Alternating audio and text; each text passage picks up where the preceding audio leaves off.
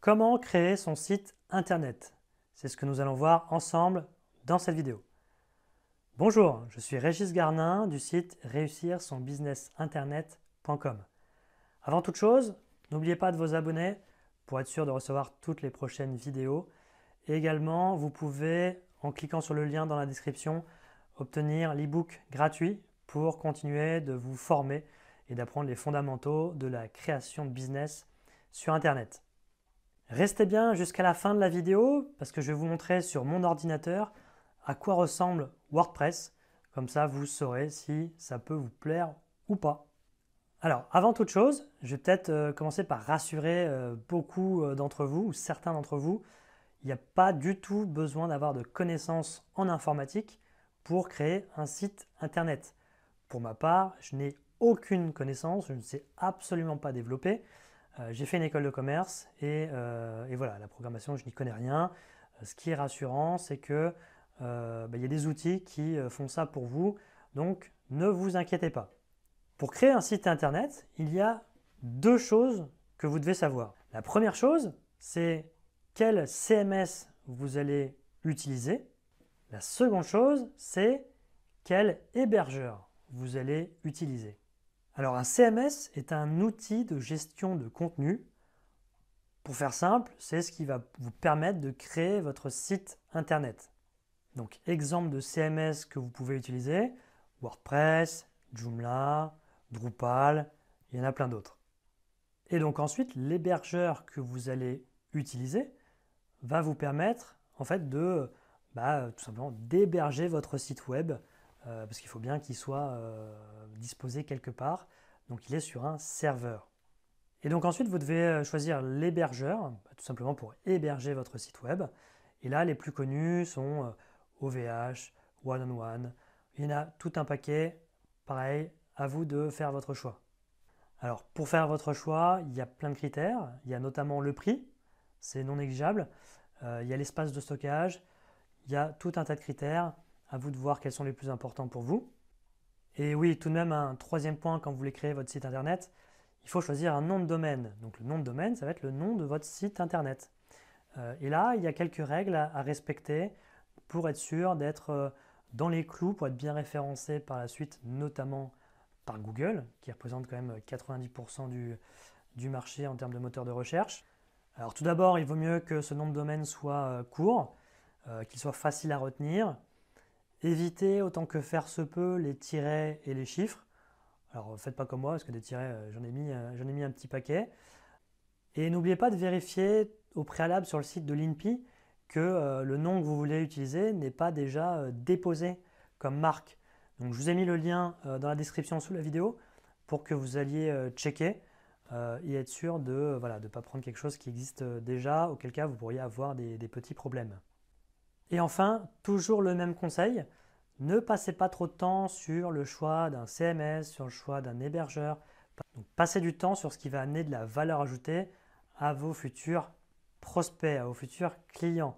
Donc réfléchissez, choisissez et foncez. Alors, comme prévu, on arrive sur mon site, un de mes sites. Alors celui-ci, c'est réussir son entretien d'embauche.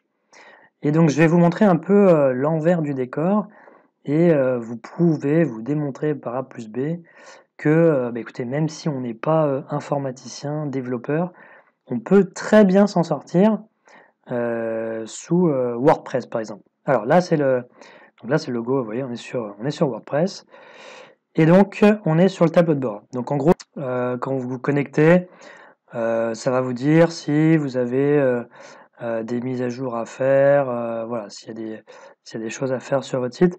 Moi, ce que je voulais vous démontrer, c'est que, en gros, il y a 4 choses à savoir sur WordPress. La première chose, c'est que une fois que vous êtes passé par WordPress, pardon, vous devez installer un thème. Alors le thème, il y a des thèmes gratuits, il y a des thèmes payants. Euh, Moi, dans un premier temps, je vous recommande de prendre d'un thème gratuit. Et puis vous verrez par la suite, une fois que vous aurez commencé à bien progresser, à bien faire tourner la boutique, vous aurez une idée plus précise de ce qu'il vous faut vraiment et vous pourrez passer vers un thème payant. Mais voilà, donc faut installer un thème. Bon, c'est très très simple, hein. Donc c'est apparence, thème, etc. Mais bon, on va pas rentrer dans le détail là.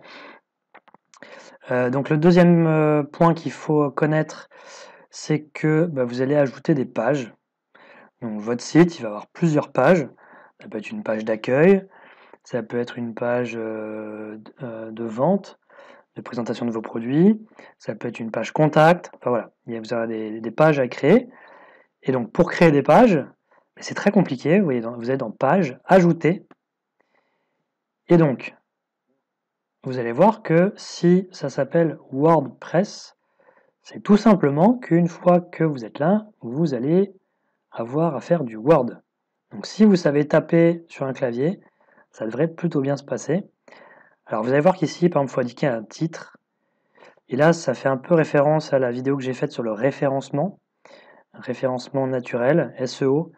Et vous voyez là aussi qu'il n'y a rien à savoir, puisque sous l'article, vous avez un assistant SEO qui vous dit tout ce qu'il faut faire. Donc ici, une méta-description, le mot-clé principal, le nombre de mots, méta-description, le titre. Voilà, il vous explique tout ce qu'il faut faire. Après, il y a la partie lisibilité aussi. Les titres, vous avez tous les titres ici, les titres, les sous-titres qu'il faudra mettre.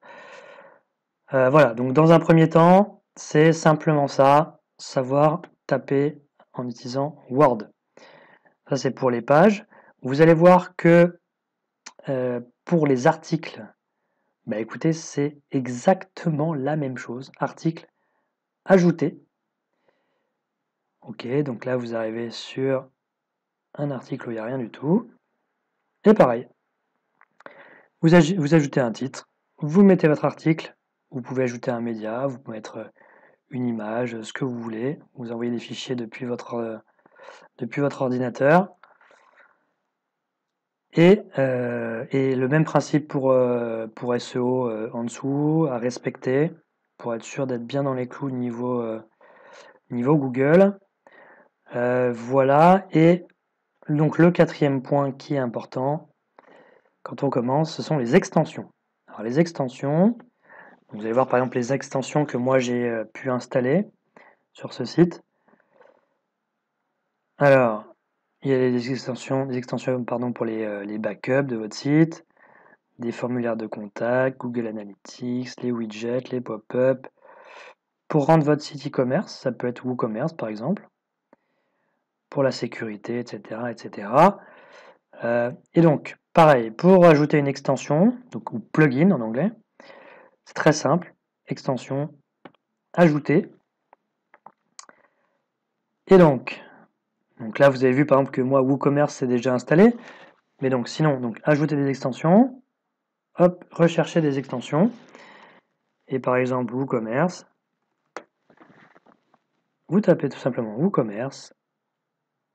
Et magie, il est ici. Donc voilà. Moi, il est déjà actif. Sinon, ça aurait été comme ici. Installé. Plus d'1 million d'installations actives. C'est quand même un signe que ça plaît plutôt bien et ça marche plutôt bien. Et voilà. Après, vous avez juste à télécharger. Et ça apparaîtra ici où ça se mettra directement dans votre site. Ça deviendra une option en fonction de l'extension que vous choisissez. Et après, rouler jeunesse. Voilà, c'est comme ça pour toutes les extensions. Donc rien de bien méchant. Et ici, vous avez juste à aller sur le site. Et vous voyez, d'un coup d'œil, on bascule.